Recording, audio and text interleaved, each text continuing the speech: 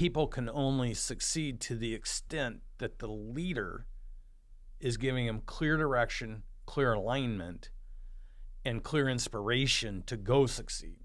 So when somebody says they can't hire any good people, I already know it's because you're not an effective or inspirational leader. This is the 3-step process to better your communication with anybody. That could be an employee, a peer, a friend, your mom, or your fiance. And what's great about this process is once you establish this and really start working through it, you can actually call somebody out on when they do it or when they don't. So like later on, when I'm certain I'm going to call Brandon out for not acknowledging, like he gets it. He's like, oh, you're right. I didn't do part of the process. And then that's where it's clear that the communication is broken down. What we find with these business owners in all the different engagement we have with them is they create, we just came off our executive program, and so many people in role playing created problems that weren't even there because they assumed, based on what somebody said or asked, that they were going to a place, right? Their reference points are other people in the past have made these comments or these objections or brought these issues up. And so I make the natural jump when someone says, can I ask you a question? And you go straight to, I don't know why you're asking me that, versus, sure, what's your question? And clarifying not only the question, but the actual intent behind the question. So let's get into the process. So I've kind of been teasing it. The 3 steps are acknowledge, motivate, and ask. Say it one more time. Acknowledge, motivate, and ask. What is our acronym for this? AMA, and it's how I've taught myself. I created this because I had to teach myself to hang in with people who I'm communicating with to understand what their true sensitivity is or what they're trying to communicate to me so that I could properly communicate back, especially when you're dealing with thousands of business owners who have all sorts of different dynamics they're dealing with. And it'd be really easy when someone's starting to go down a certain track to assume where they're actually trying to go as a place you've been before. And naturally get very defensive. I think most people in their communication, when there's tension or there's an issue that leads to a broken result versus a positive result, there's this turning point. And if you choose to get defensive while somebody is challenging you, the whole conversation derails. And I've always said this about you, your magic, your process, when you enter into a room, you take it upon yourself to make sure that you are the one that's communicating and changing the whole direction of where things need to go. And you use this in order to do this. And I filter everything people say to me through this so that I'm not jumping to an improper conclusion or giving poor advice or guidance. So let's talk about the acknowledge. So step 1, acknowledge. Flesh that out for me.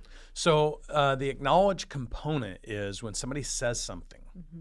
And I'll give you an example of what somebody said to me at the retreat. They said, I'm finding that I just can't hire good employees. Like good employees are so hard to find.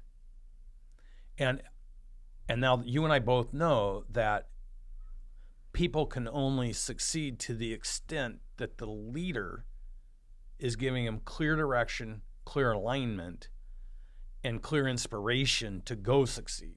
So when somebody says they can't hire any good people, I already know it's because you're not an effective or inspirational leader.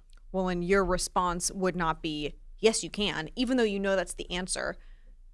You acknowledged, so you acknowledged him. I remember this conversation well. And I said, so I want to make sure I'm hearing you correctly, because here's the thing. People tend to say things that are in their unconscious mind. Like it just is an automatic response, because what you think is what you say is what you do becomes your legacy. So say that one more time. What you think about is what you talk about, no matter how much you try to hide it. And what you talk about is ultimately what you do. It's what happens around you or to you or from you. And then all that over your lifetime is ultimately your legacy. So if your legacy is that you can never hire and find and attract great people, you always talk about the fact that you can never hire, attract, and find great people. So therefore, if that's your thought the moment you might find somebody who's remarkable, you're going to tell them, boy, I sure hope you work out because I can never hire or find great people.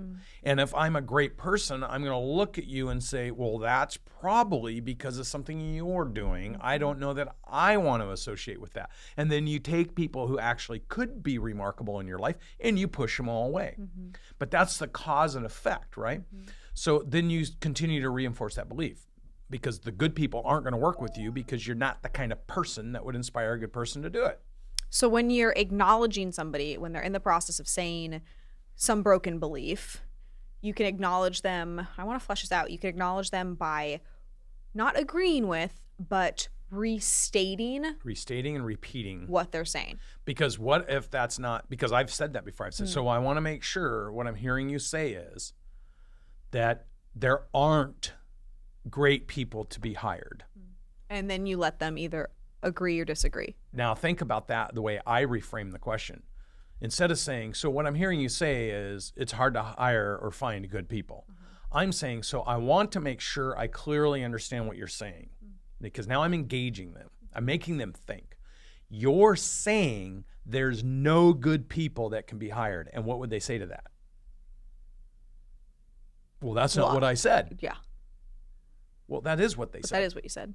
Because what you didn't say is, I'm spending all my time and energy trying to find that one great person to hire. You said, I can't find or hire any great people. And there are no great people. So what you're saying is there's no great people? Or are you saying, because now I can go to the motivation. I can go to the acknowledge what they said. Yep. Maybe reframe it. So this is step 2, motivate. Motivate. So I can say, so Natalie, if you believe there's not great people to be hired, how can you then find people who are looking to work for a great leader?